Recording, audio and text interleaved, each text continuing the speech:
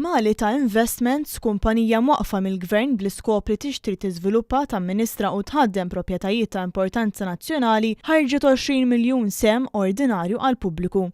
F'każ ta' domanda ikbar mill-ammont disponibbli, il-kumpanija se toħroġ 10 miljun sem ieħor bil-valur totali tal-isma jista' jammonta għal 15 miljun euro.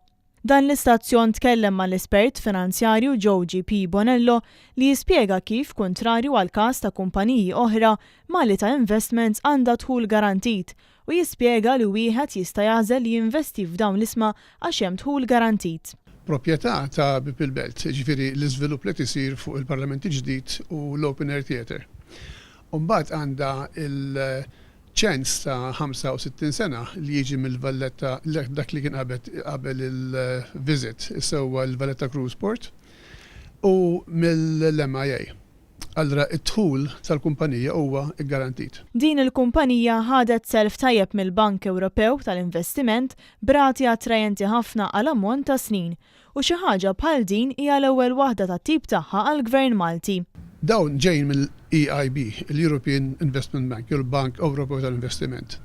U naħseb dik minna nifisha il-fatt li il-Bank Ewropew tal-Investiment sellef dawn il-flus f'dat terminu twil lill-proġett bħal l-SPV, Special Purpose Vehicle, l-ewwel wieħed tal-Gvern, hija sa ċertu punt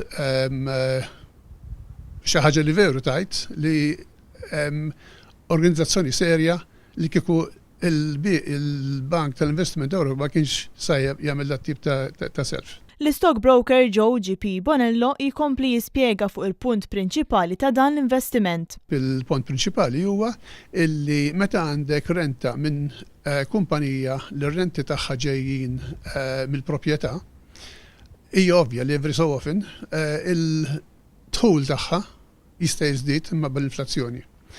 U fl-istess ħin għandek lassi li huma real estate asset li hija proprjetà li fit-tul ta' żmien jistgħu jolgħu. U stmat li dividend gross annwali li se jitħallas jkun ta' 7%. Kull sena l-kumpanija mistennija toħroġ dividend interim u annwali. Dawn l-isma se jkunu wkoll ikkwotati fuq il-Borża ta' Malta.